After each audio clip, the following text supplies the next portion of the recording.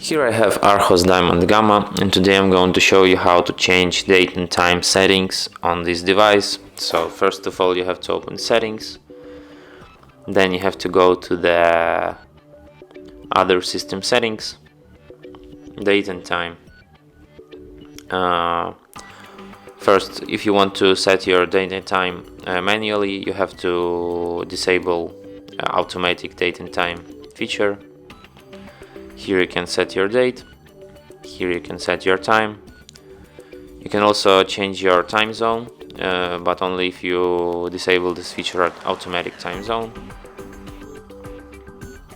And you can also change your time format from 24-hour to 12-hour. And that's it. Thanks for watching. If you find this tutorial useful, don't forget to hit that like button and subscribe to our channel.